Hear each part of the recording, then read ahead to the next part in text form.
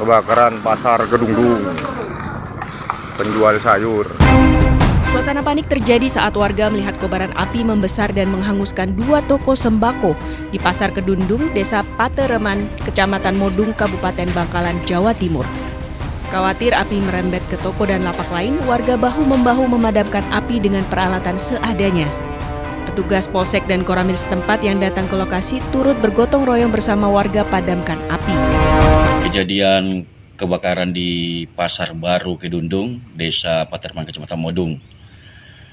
Kejadian tersebut diakibatkan karena korsleting listrik dan kejadian pada pukul 00.30 yang mengakibatkan 2 toko yang kebakar, yaitu toko penjualan sayur dan toko penjualan sosis. Tak sampai 1 jam, api berhasil dipadamkan. Dan akibat kebakaran ini, pemilik toko mengalami kerugian puluhan juta rupiah.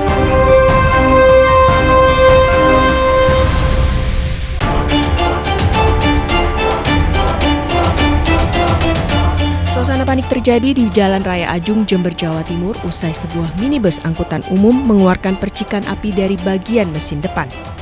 Asap tebal yang membumbung tinggi membuat para penumpang termasuk anak-anak sekolah berlari menyelamatkan diri. Diduga minibus dengan rute Ajung menuju Jenggawah tersebut mengalami korsleting listrik. Untuk mencegah kebakaran meluas, warga setempat langsung memadamkan api dengan peralatan seadanya. Itu mengangkut apa? Anak sekolah tuh? Iya, anak sekolah. Sekolah ya. Tapi nggak ada korban ya. Cuman keluar asap. Tidak ada korban jiwa maupun luka dalam insiden ini. Seluruh penumpang minibus dipindahkan ke kendaraan lain untuk melanjutkan perjalanan. Sementara minibus dievakuasi untuk penanganan lebih lanjut.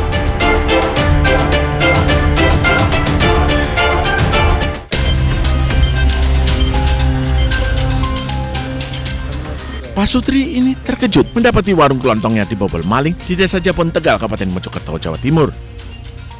Saat diperiksa, maling tersebut ternyata meninggalkan surat berisi permintaan maaf karena telah mencuri rokok dan uang. Dalam surat, pelaku menyebutkan terpaksa mencuri untuk bayar uang sekolah anaknya dan berjanji akan mengembalikannya setelah gajian. Saat itu, pelaku yang kabur berhasil ditangkap warga. Namun karena merasa kasihan dan pelaku mengembalikan rokok yang dicuri, pemilik warung melepaskan pelaku. Di depan toko, saya baca ternyata surat dari maling itu. Isinya apa mas katanya suratnya itu? Isinya minta maaf. Katanya masalah mencuri itu buat biayai anaknya sekolah gitu. Dan nanti 2 minggu lagi akan diganti uangnya. Ya saya nunggu aja respon baik dari maling tersebut ya mas.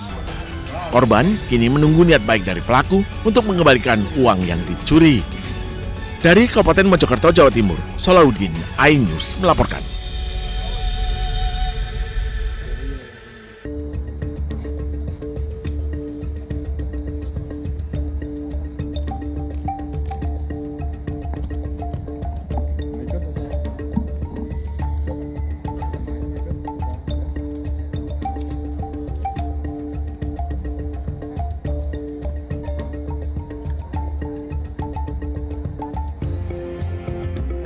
Selamat siang rekan-rekan media, Kapolri, beserta jajaran. Alhamdulillah siang ini tadi sudah kami dari Mega TVRI diterima langsung oleh Bapak Kapolri beserta jajaran terkait dengan beberapa hal agenda. Yang pertama adalah tentunya berkenaan dengan penyiaran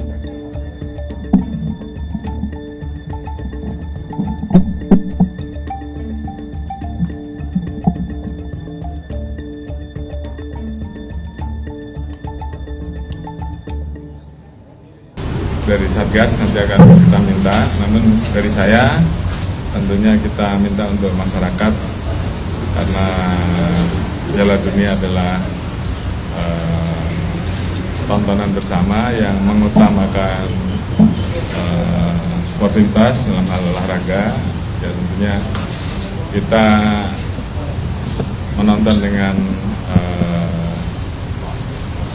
suasana yang penuh dengan sportif, jangan sampai nanti dikotori oleh hal-hal yang kemudian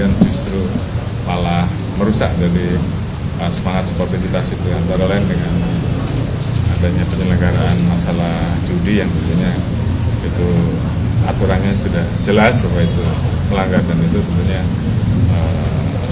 harus dihindari. Saya kira itu.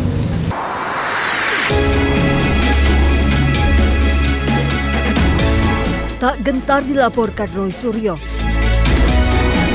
Datangi Polda Metro Jaya, Rismon membawa serta buku barunya yang berjudul Monografi Otentifikasi Ijazah Jokowi. Rismon menyebut menggunakan perbandingan foto Jokowi di ijazah dengan foto saat Jokowi menjadi presiden dan cocok. Tidak hanya foto, Rismon juga membandingkan ijazah Jokowi dengan ijazah rekan-rekan satu angkatannya di UGM. Nah, di situ ada bab 1 uji emboss dan watermark.